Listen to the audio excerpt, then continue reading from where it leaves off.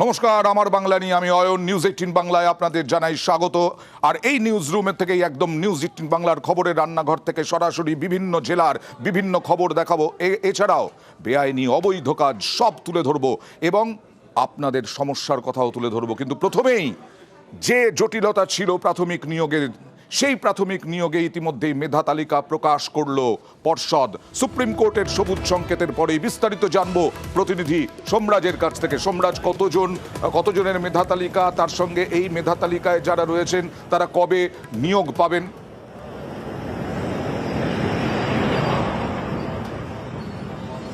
মোট ৯,৫৩৩ জনের মেধা তালিকা প্রকাশ করলো প্রাথমিক শিক্ষা পর্ষদ। ৪৮ ঘন্টা আগেই সুপ্রিম কোর্ট সবুজ সংকেত দিয়েছিল প্রাথমিক শিক্ষক নিয়োগের মেধা তালিকা প্রকাশ করতে পারবে। সেই মোতাবেক প্রাথমিক শিক্ষা পর্ষদ আজই কিছুক্ষণ আগেই প্রাথমিক শিক্ষা পর্ষদের ওয়েবসাইটে মেধা তালিকা প্রস্তুত করেছে। এবার কোনো জোন ভিত্তিক বা ডিপিএসসি ভিত্তিক নয়, অর্থাৎ জেলা ভিত্তিক মেধা তালিকা নয়, একটি মাত্র কেন্দ্রীয়ভাবে মেধা তালিকা প্রকাশ করেছে, যেখানে ৯,৫৩৩ জনের নাম প্রকাশ করা হয়েছে প্রাথমিক শিক্ষা পর্ষদের তরফে। আজ থেকেই চাকরির সুপারিশপত্র পাঠানো হবে। মূলত যারা সুযোগ পেয়েছেন বা সফল হয়েছেন আগামী 7 দিনের মধ্যে তারা চাকরিতে যোগ দেবেন, তেমনটাই প্রাথমিক শিক্ষা পর্ষদ জানাচ্ছে। মূলত যাদের নামের তালিকা প্রকাশ করা হয়েছে তাদের কাছে আজ থেকেই সুপারিশপত্র বাই পোস্ট যাবে এবং তারা প্রাথমিক শিক্ষা পর্ষদের যে ওয়েবসাইট, সেই ওয়েবসাইট মারফতে তারা ডাউনলোড করতে পারবেন। তবে চাকরির সুপারিশপত্রের হার্ড কপি তাদের কাছে যাবে আগামী 7 দিনের মধ্যে তারা চাকরিতে যোগ দেবেন। অর্থাৎ শিক্ষাবর্ষের শুরুতেই রাজ্য জুড়ে প্রাথমিক স্কুলগুলি ৯,৫৩৩ জন নতুন শিক্ষক শিক্ষিকা পাচ্ছে। ২০২২ সালের এই নিয়োগের বিজ্ঞপ্তি জারি হয়। ১১,৫০০-এরও বেশি শূন্য পদ ছিল এই নিয়োগের জন্য এবং সেখানে ৯,৫৩৩ জনের মেধা তালিকা প্রকাশ করলো আজ প্রাথমিক শিক্ষা পর্ষদ। ধন্যবাদ।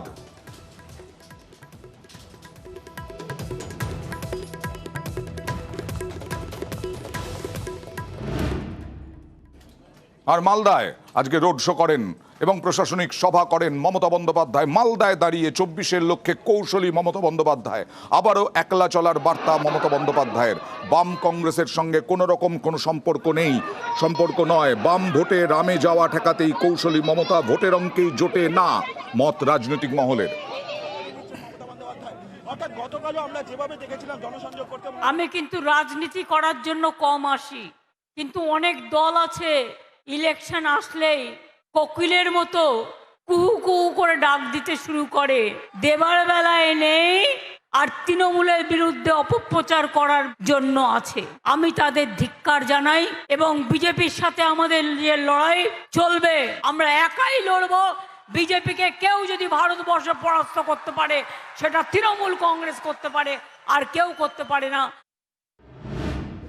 আজকে বহরমপুরেও যান মমতা বন্দ্যোপাধ্যায়। বহরমপুরে স্টেডিয়ামে সভা করেন, প্রশাসনিক সভা। সেখান থেকেও বাম কংগ্রেসকে বিদ্ধ করেন এবং কংগ্রেসের সঙ্গে সম্পর্ক ভালো ছিল, বামেদের জন্যই কংগ্রেসের সঙ্গে সম্পর্ক খারাপ হয়েছে বলে দাবি মমতা বন্দ্যোপাধ্যায়ের।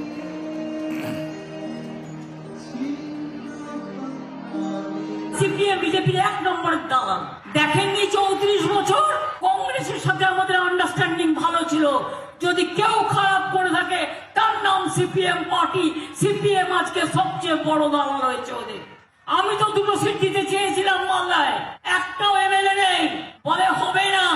আমি বললাম কটা চাই? 42। 42-এ 42টাই হারবে আর বিজেপি জিতবে। আর বাংলা এসে তারা মস্তানি করবে, লুট করবে, মানুষকে খুন করবে, অত্যাচার করবে, তাড়াবে। আমি হতে দেব না। আমার ক্ষমতা আছে, হিম্মত আছে, আমি বিজেপিকে লড়তে পারি। আর আজকে ভারত জোড়ো ন্যায় যাত্রায় রাহুল গান্ধী। কিন্তু রাহুল গান্ধী যখন বাংলায় ঢুকলেন তখন দেখা গেল তার গাড়ির কাচ ভাঙা। শুরু হলো রহস্য, কি করে ভাঙলো, কোথায় ভাঙলো। আর অধীর চৌধুরী এই রাহুল গান্ধীর গাড়ির কাচ ভাঙাতে তৃণমূলকে নিশানা করলেন নাম না করে। দেখুন কি বললেন। কে কাজ ভাঙলো আমি কি করে জানবো? পুলিশ দেখবে। নিশ্চয়ই যারা ভেঙেছে তারা আমাদের ভালো চায় না, তারা আমাদের ক্ষতি চায়। গাড়িতে ছিলেন দাদা? একটা আওয়াজ হলো এইটুকু, আমি গাড়ি থেকে নেমে খোঁজ নিয়েছি। আমাদের মানুষের সঙ্গে দেখা করতে করতে রাহুলজি আসছে, লক্ষ লক্ষ হাজার হাজার। অধীর চৌধুরী যখন নিজেদের তাদের ভালো চায় না যারা, তাদের অর্থাৎ বিরোধীদের আক্রমণ করছেন, তখন জাতীয় মুখপাত্র কংগ্রেসের তিনি কি টুইট করলেন? সুপ্রিয়া শ্রীনেথ, ভুয়ো খবরের সত্যতা যাচাই জরুরি, একজন মহিলা ওর সঙ্গে দেখা করার জন্য যখন খুব কাছে চলে আসেন একটু রাখতে হবে, না হলে পড়া সম্ভব নয়, নিরাপত্তা। রাহুলজি ন্যায়ের ভুয়ো খবরের সত্যতা যাচাই জরুরি, রাহুল গান্ধীর সঙ্গে দেখা করতে বহু মানুষ এসেছিলেন। সুপ্রিয়া শ্রীনেথ কংগ্রেস মুখপাত্র, একজন মহিলা ওর সঙ্গে দেখা করার জন্য যখন খুব কাছে চলে আসেন তখন আচমকা গাড়ি থামাতে হয়। আর কি লিখলেন? এক্স হ্যান্ডেলে, নিরাপত্তা বেষ্টনীতে ব্যবহার করা দড়িতে লেগে গাড়ির কাচ ভেঙে যায়। রাহুলের গাড়ির কাচ ভাঙায় রহস্য। সেখানে সুপ্রিয়া শ্রীনেথ আরো লিখলেন, রাহুলজি ন্যায়ের জন্য লড়াই করছেন, দেশের জনতা রাহুলজিকে সুরক্ষিত রাখবেন। আর রহস্য ছিল এখানেও, মালদাতেই কি ভেঙেছে গাড়ির কাচ? পুলিশের দাবি ছিল না।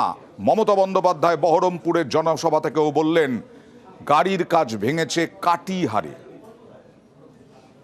আমি মিটিংয়ে আস্তে আস্তে হেলিকপ্টারে একটা মেসেজ পেলাম যে কংগ্রেসের রাহুলের নামটাই আমি বলে দিই, আমার থেকে ছোট, ওর গাড়িতে নাকি গিয়ে কাঁচ মেরেছে। পরে আমি খোঁজ নিলাম, কারণ আমরা তো এসব পছন্দ করি না, আমরা করিও না এসব। করে ফর নাথিং নাটক করে দিলাম। বাংলায় নয়, ওটা কাটিহারে কিষানগঞ্জে হয়েছে। গ্লাস ভাঙা অবস্থায় ওরা বাংলায় ঢুকেছে। কিন্তু আমি ঘটনার নিন্দা করি। বিহারের সবে বিজেপি আর নীতিশ এক হয়েছে, ওদের রাম থাকতেই পারে, কিন্তু আমাদের এখানে যেন কোনো দুর্ঘটনা না ঘটে। কোনো পার্টি মিছিল করতেই পারে। এবার চলে যাব শান্তিনিকেতনের খবরে। অভিযোগ মুক্ত জমি মামলায় অভিযোগ মুক্ত নোবেল জয়ী অর্থনীতিবিদ অমর্ত্য সেন। প্রাক্তন উপাচার্য বিদ্যুৎ চক্রবর্তী এই প্রথম একজন উপাচার্য এসে বললেন 13 ডেসিমেল জমি প্রতীচীর নামে তিনি নাকি দখল করে নিয়েছেন, আর তারপরে আদালত পর্যন্ত টেনে নিয়ে গিয়েছিলেন ওই প্রাক্তন উপাচার্য বিশ্বভারতীর বিদ্যুৎ চক্রবর্তী। আজকে সিউড়ি আদালত জানিয়ে দিল, শোকজ সমস্ত নোটিশ খারিজ করে দিল। দেখুন।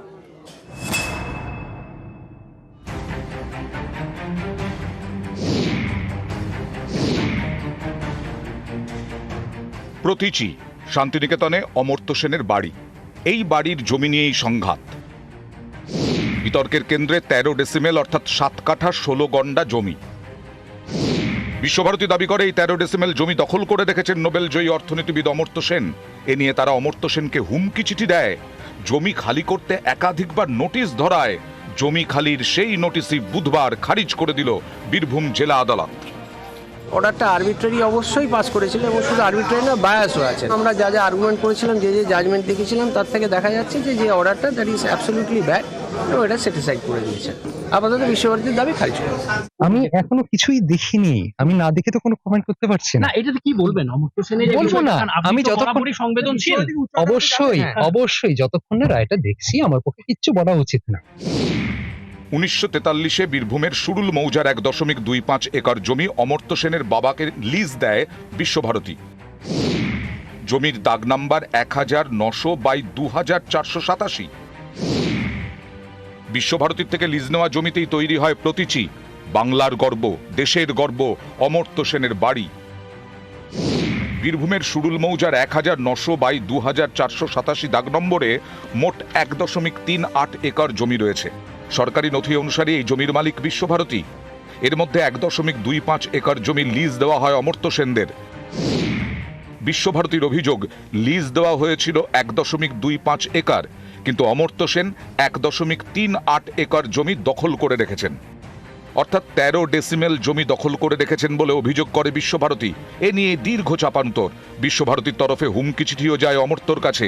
তাতে লেখা হয়, দ্রুত বিশ্বভারতীকে জমি ফিরিয়ে দিন।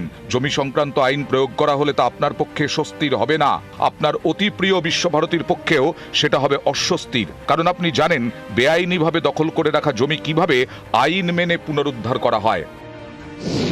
নোবেল জয়ী অর্থনীতিবিদকে এভাবে হুমকি, এ নিয়ে সমালোচনার ঝড় বয়ে যায়। অনেকেই তখন বলেন এ তো অমর্ত্য সেনকে রীতিমতো অপমান করা।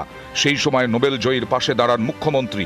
প্রতীচিতে গিয়ে অমর্ত্য সেনের হাতে জমির সরকারি নথি তুলে দেন মমতা বন্দ্যোপাধ্যায়। ল্যান্ড রেকর্ডটাকে তুলে নিয়ে এসেছি যা এবার কি করবি পেপারটা আমি দিয়ে গেলাম ওনাকে অরিজিনাল ওটা তুমি অথরাইজ করে ডিএম এর এখান থেকে স্ট্যাম্প করে দাও ঠিক না এরা ডিপার্টমেন্ট যেহেতু ডকুমেন্টটা দিয়ে দিয়েছে ওটা ডিএম ডিপার্টমেন্ট থেকে একটা অ্যাজ এ ডিএম তুমি এটা অথেন্টিকেট করে স্ট্যাম্প করে দাও।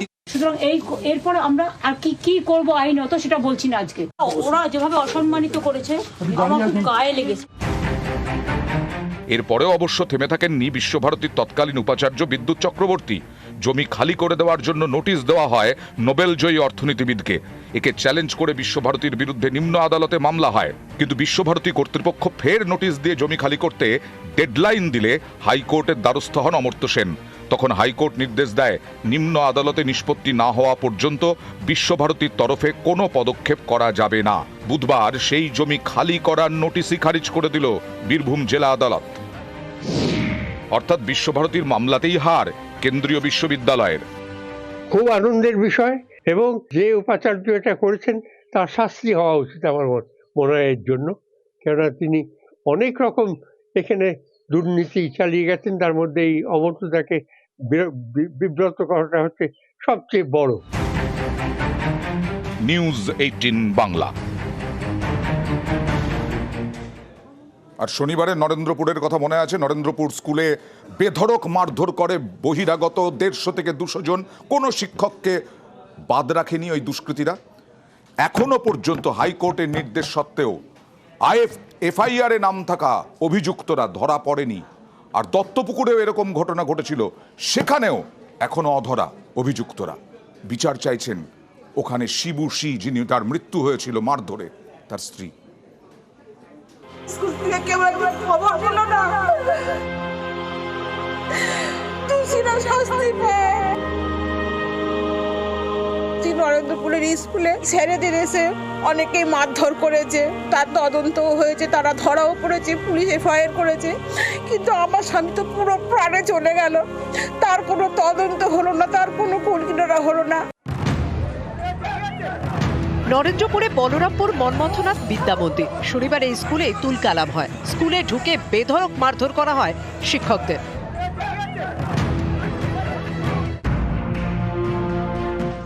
মাস দুয়েক আগে ঠিক এইরকমই ঘটেছিল উত্তর 24 পরগনার দত্তপুকুরে।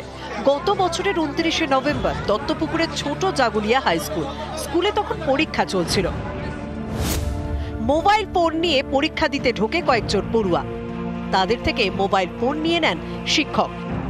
জমা রাখা হয় স্কুলেরই শিক্ষাকর্মী শিবু সির কাছে। পরীক্ষা শেষে বেশ কয়েকজন পড়ুয়া শিক্ষাকর্মীর উপর চড়াও হয়। লাঠি বাস দিয়ে মারধর করা হয় বলে অভিযোগ। পালাতে গিয়ে পড়ে যান শিক্ষাকর্মী শিবু। হাসপাতালে নিয়ে গেলে মৃত বলে জানানো হয়। মৃত শিক্ষাকর্মীর স্ত্রী নরেন্দ্রপুরের ঘটনা টিভিতে দেখেছেন, তার সঙ্গে মিলিয়ে দেখছেন 2 মাস আগের দত্তপুকুরের ঘটনা। নরেন্দ্রপুরের স্কুলে ছেলেদের এসে অনেকেই মারধর করেছে, ওনাদের উপর অনেক অত্যাচার চালিয়েছে, কিন্তু তার তদন্ত হয়েছে, তারা ধরাও পড়েছে, পুলিশ এফআইআর করেছে, কিন্তু আমার স্বামী তো পুরো প্রাণে চলে গেল।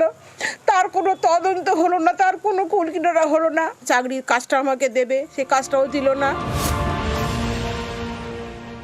এটা যদি তদন্ত হতো বা ওরা যদি অ্যারেস্ট হতো, শাস্তি পেত, আমি মনে প্রাণে শান্তি পেতাম। আমি চাইছি, এখনো চাইছি যে দোষীরা শাস্তি পায়, দোষীরা শাস্তি পায়, দোষীরা শাস্তি পায়। নরেন্দ্রপুরের স্কুলে একটু একটু করে বাড়ছে পড়ুয়াদের উপস্থিতি, তবে আতঙ্ক এখনো কাটেনি। আজকে স্কুলের পরিবেশ অনেকটা স্বাভাবিক, তবে ছাত্র সংখ্যা কিন্তু যে হারে আসে সে হারে কিন্তু আসেনি আর কি। কারণ মানুষ এমনিতে ভীত সন্ত্রস্ত খানিকটা আর কি। রবিবার স্কুলে যায় নরেন্দ্রপুর থানার পুলিশ। শনিবার যেসব শিক্ষক শিক্ষিকাদের মারধর করা হয়েছিল তাদের বয়ান রেকর্ড করা হয়, সেই বয়ানের ভিডিওগ্রাফিও করা হয়। দত্তপুকুর এবং নরেন্দ্রপুর থেকে জিয়াউল আলম এবং অর্পণ মণ্ডলের রিপোর্ট, নিউজ 18 বাংলা। আরেকজন তো অধরা, সন্দেশখালীর বেতাজ বাদশাহ শেখ শাহজাহান অধরা, কিন্তু তিনি আবার আবেদনও করে যাচ্ছেন আদালতে, আগাম জামিনের আবেদন। কথা বলবো প্রতিনিধি জিয়াউলের সঙ্গে। জিয়াউল, কোথায় আবেদন, কি আবেদন, আর আইনজীবী কি বলছেন? দেখো 438 অর্থাৎ ফৌজদারি বিধি আইন অনুযায়ী তিনি আগাম জামিনের আবেদন করলেন এবং আবেদনের একেবারে স্পষ্টভাবে যেটা উল্লেখ রয়েছে সেখানে আবেদনে অবশ্যই শেখ শাহজাহান অর্থাৎ যে ব্যক্তি আবেদন করবেন তার সিগনেচার অবশ্যই লাগবে, কিন্তু সেভাবেই তিনি বারাসাত দায়রা আদালতে তিনি আবেদন করলেন আগাম জামিনের এবং কার্যকর সেটা হলেন এবং 26শে ফেব্রুয়ারি তার পরবর্তী শুনানি। কিন্তু এখানেই প্রশ্ন, পুলিশ বারবার বলছে তাকে খুঁজে পাওয়া যাচ্ছে না, তিনি কোথায় রয়েছেন। 23 দিন অতিক্রান্ত, পুলিশ খুঁজে পাচ্ছেন না, কিন্তু আইনজীবী মারফত তিনি বারাসাত নগর দায়রা আদালতে আগাম জামিনের আবেদন করলেন এবং তার সিগনেচারই রয়েছে, অর্থাৎ তার সরকারি আইনজীবী স্পষ্টভাবে জানিয়ে দিলেন যে তিনি সিগনেচার করেছেন, অর্থাৎ তিনি যে অর্থাৎ এই সন্দেশখালী এলাকাতেই আছেন এটা কিন্তু একেবারে স্পষ্ট। ফলে তিনি নিজে সই করে তিনি আইনজীবী মারফত আইন জমা দিলেন, কিন্তু পুলিশ বলছে তাকে খুঁজে পাওয়া যাচ্ছে না। এখানেই প্রশ্ন, আগাম জামিনের আবেদন করলেন নিজে সই করে, কিন্তু পুলিশ তাকে খুঁজে পাচ্ছে না, তাহলে শেখ শাহজাহান গেলেন কোথায়? বিরোধীরা বারবার প্রশ্ন তুলছে, কিন্তু ইতিমধ্যেই তিনি 26শে ফেব্রুয়ারি পরবর্তী শুনানি ধার্য করেছে বারাসাত নগর দায়রা আদালত। ধন্যবাদ। সত্যি তাই, শেখ শাহজাহান কোথায়, কিন্তু তার সই করা মামলা আদালতে শুনানি হবে। 5/1/24 এই কেস কানেকশানে একটা অ্যান্টিসিপেটরি দরখাস্ত করেছে শেখ শাহজাহান গতকাল, ওটা আগামী হিয়ারিংয়ের ডেট আছে 26 তারিখ। জামিন চেয়েছে, অ্যান্টিসিপেটরি বলছে, ও বলছে আমি এই কেসে এই ঘটনার সঙ্গে যুক্ত নেই। আগাম জামিন হবে কি হবে না সেটা রিপোর্ট না বলে বলতে পারছি না। সেই কেস ডায়েরিটা আসবে থানা থেকে, কেস ডায়েরিটা আমরা দেখবো, তারপরে কেস ডায়েরির মধ্যে ঢুকে যদি দেখি যে আপত্তি করার জায়গা আছে আমরা ডেফিনেটলি আপত্তি করবো, আর যদি দেখি যে আপত্তি করবার জায়গা নেই তাহলে যখন যেটা বলে সেটা বলবো। প্রতিদিন আমরা দেখাই উত্তর থেকে দক্ষিণ বিভিন্ন জায়গায় জলাজমি ভরাট হচ্ছে, নয়াঞ্জুরি ভরাট হচ্ছে, পুকুর ভরাট হচ্ছে, ভাঙড়ে দেদার পুকুর ভরাট হচ্ছে, জলাজমি ভরাট হচ্ছে। 2 তৃণমূল নেতার বিরুদ্ধে অভিযোগ আরেক তৃণমূল কর্মীর, যদিও বড় নেতারা মুখ খুলতে নারাজ। দেখুন।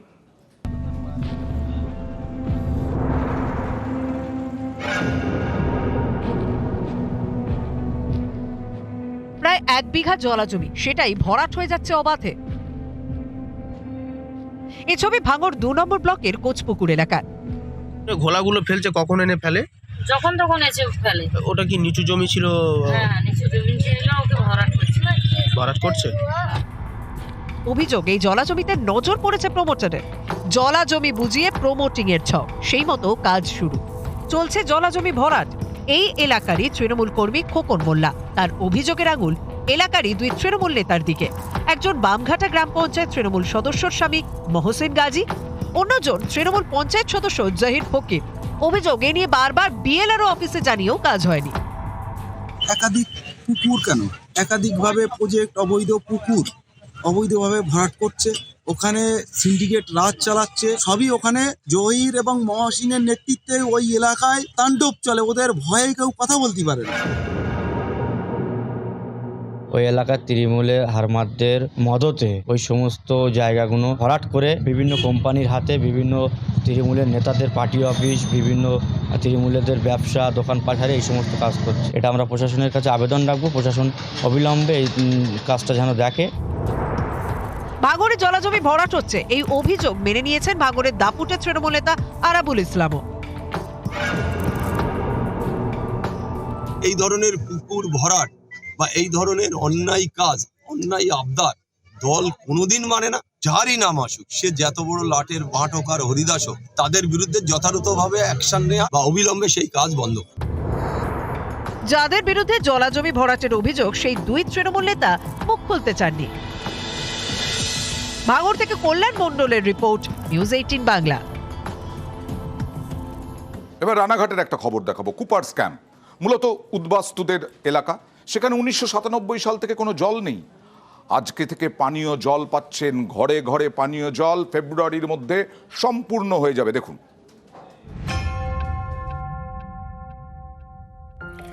দীর্ঘদিনের সমস্যা এবার মেটার পথে। এবার বাড়িতে কল খুললেই পরিশ্রুত জল। নদিয়ার রানাঘাট শহরের পাশেই কুপার্স ক্যাম্প পুরসভা। 12টা ওয়ার্ড নিয়ে Cooper's camp notified area authority. 1997 সালে এই এলাকা নোটিফাইড তকমা পায়। তারপরেও খাবার জল নিয়ে সমস্যা। এই জলের সমস্যাই এবার মিটতে চলেছে। উদ্যোগ নিয়েছে নদিয়া জেলা প্রশাসন। গত ডিসেম্বর থেকে কাজ শুরু করেছে জনস্বাস্থ্য এবং কারিগরি দপ্তর। বাড়ি বাড়ি বসছে জলের পাইপ। অনেক বাড়িতে জল পৌঁছেও গিয়েছে। হাউস কানেকশন যদি যেটা বলেন সেটা এই প্রথম এলো, নিশ্চয়ই আমরা খুশি। আমরা যদি আরো গঙ্গার জলটা পাই তাহলে আরো খুশি হব। আগে তো জল আমরা নর্মাল জল বাড়ির কলের জল খেতাম করতাম, আর ওই পৌরসভার যে কল বসিয়েছিল ওই জল খেতাম, অনেকটাই খুশি।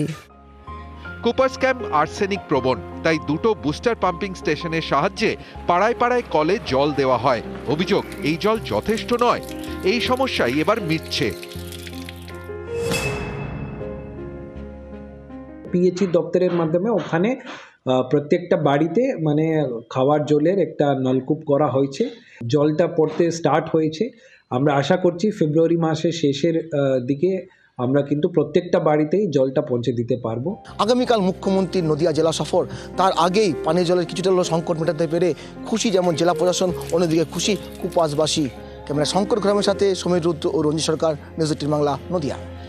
এখানে যখন খাবারের জলের সমস্যা মিটছে, তখন মিটতে চলেছে তখন জামুরিয়ায় 7 দিন ধরে খাবার জল বন্ধ। আর আজকে অগ্নিমিত্রা পল বিধায়ক, তিনি খোঁজ নিতে গেলেন, গিয়ে বিক্ষোভের মুখে পড়লেন, যদিও আশ্বাস দিয়েছেন দ্রুত সমস্যা সমাধানের।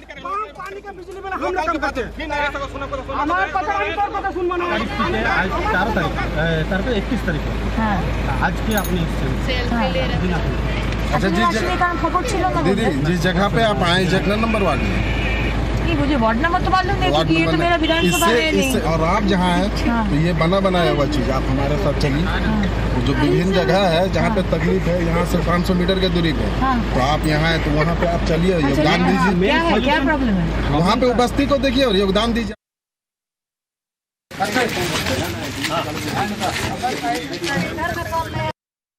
নয়, এটা আমার বিধানসভা নয়। আমি এখানে এসেছি সমস্যার সমাধান করতে, ওদের গায়ে লাগছে টিএমসির কর্মীরা যে আমি কেন এসেছি সমস্যার সমাধান করতে। সব কিছুতেই তো রাজনীতি। আজকে এতদিন ধরে জানুয়ারির 8 তারিখ থেকে জল নেই, তোরা ঠিক করিস নি কেন? আমাকে আসতে হলো কেন? বিধায়ক কোথায়? কার কাউন্সিলর কোথায়? এরা তো একটা জিনিসই জানে, চিৎকার করা, অপদস্থ করা, হেনস্থা করা, তাই করছে এরা। 2008 থেকে 31 তারিখ পর্যন্ত জল নেই, তাই তো 31 পর্যন্ত।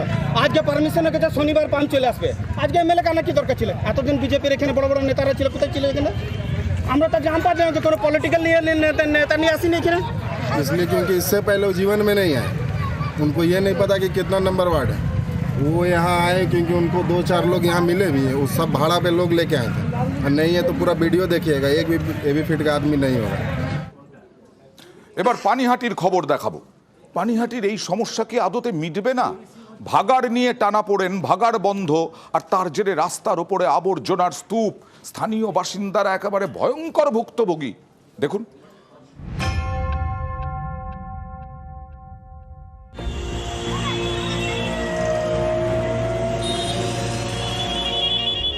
পানিহাটিতে পথ চলাই দায়, এখানে ওখানে জমে আবর্জনা স্তূপ, নাকে রুমাল চেপে পথ চলতে হয়। রাস্তা দিয়ে লোকজন যায়, নাকে কাপড় দিয়ে যায়, মাল এখানে অনেক দিন ধরে পড়ে আছে। হ্যাঁ, রাস্তা দিয়ে কিছু সরায়, জমাট হয়ে গেছে, ভাগার বন্ধ, যার জন্য ফেলতে পারছে না। অনেক অসুবিধা, গন্ধ জমে আছে, 10টা পাবলিকই বলছে। গোটা পানিহাটি জুড়েই এমন ছবি, কিন্তু কেন? পানিহাটি পুরসভার বিভিন্ন ওয়ার্ডের আবর্জনা ফেলার কথা পুরসভার ভাগাড়ে। ভাগাড়টি রামচন্দ্রপুর এলাকায়। ভাগাড়ের চারপাশে জনবসতিপূর্ণ এলাকা। দূষণের অভিযোগ তোলেন স্থানীয়রা। অভিযোগ বারবার জানিয়েও পদক্ষেপ করেনি পুরসভা। শেষমেশ এলাকার বাসিন্দাদের একাংশ মিলে গড়ে তোলে ভাগাড় উচ্ছেদ কমিটি। সেই কমিটি প্রায় 1 মাস আগে ভাগাড় বন্ধ করে দেয়। এতেই পুরসভার 33টি ওয়ার্ডের আবর্জনা আর ভাগাড়ে ফেলা যাচ্ছে না। এতেই এখানে ওখানে জমছে আবর্জনার পাহাড়। স্কুলের ছাত্রছাত্রী থেকে শুরু করে নিত্যযাত্রীরা চরম সমস্যায় পড়ছেন। এই অসুবিধা, লোক যায় থুতু ফেলে, নোংরা দেখে ঘেন্না করে, এইটাই আর কি আমার অসুবিধা। আসছে খরিদ্দার, আসছে নোংরা, কিরকম একটু ভাব পড়ে আর কি। ভাগাড় উচ্ছেদ কমিটি ব্যাপারটাকে যে একটা অনড় মনোভাব নিয়ে, যে আমরা এইখান থেকে ভাগাড় না সরালে আমরা ফেলতে দেবো না, এটা ঠিক নয়। আমরা তো চেষ্টা করেছিলাম, যে একটা সংস্থা রাজি হয়েছিল, কিন্তু আমরা দেখলাম আমরা এই প্রস্তাব দেওয়া সত্ত্বেও তারা কিন্তু মানল না। মন্ত্রী সাহেবের সাথে অর্থাৎ মিউচুয়াল অ্যাফেয়ার্স মিনিস্টার ফিরাদ হাকিমের সাথে মিটিং করার ওরা একদিন করছে এবং সেটা 4 দিন হোক 7 দিন হোক 10 দিন হোক 15 দিন হোক করবে, যতদিন করবে কৃষি সিদ্ধান্ত না হয় ততদিন পর্যন্ত ওরা ডাম্পিংটা বন্ধ রাখবে। ভাগাড় বন্ধ নিয়ে এভাবেই চলছে দোষারোপ পাল্টা দোষারোপের পালা। এর জেরে এখনো বন্ধ পানিহাটির ভাগাড়। দুর্ভোগে পানিহাটির লক্ষ লক্ষ বাসিন্দা। মাননীয় ফিরাদ হাকিম মন্ত্রী উনি দায়িত্ব নিয়েছেন, খুব তাড়াতাড়ি এটা সমাধান করে দেবে। একটা সমাধান সূত্র আমাদের কাছে পাঠিয়েছে। নিউজ 18 বাংলা। আবার উঠে এলো সিঙ্গুরের নাম। সিঙ্গুরে একটি প্রাইমারি স্কুলের জন্য সদিচ্ছা থাকলে কি না হয়, জন্মদিনের অনুষ্ঠান, তাতে পড়ুয়াদের পরিবেশ বান্ধব করার অঙ্গীকার, গাছ উপহার। দেখুন হুগলির সিঙ্গুর, এখানকার গোলাপমোহিনী মল্লিক গার্লস প্রাইমারি স্কুলে পড়ুয়াদের জন্মদিনের অনুষ্ঠান।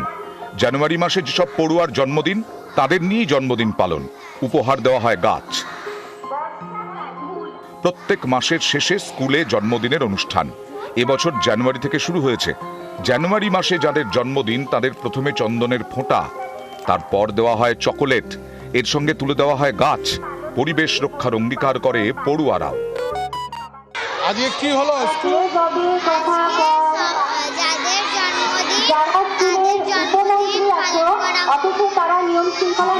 জন্মদিনে কি হলো? কিন্তু ওই পথ থেকে ছড়িয়ে দেওয়া হবে। যাদের জন্মদিন তাদেরকে একটা করে গাছ দেওয়া হলো, চন্দনের ফোঁটা দেওয়া হলো, তারপরে লজেন্স দেওয়া হলো। আমরা তো ভাবে গাছ দেওয়া হলো, লজেন্স দেওয়া হলো, চন্দনের ফোঁটা দেওয়া হলো, গাছটা গিয়ে টবে লাগাবো।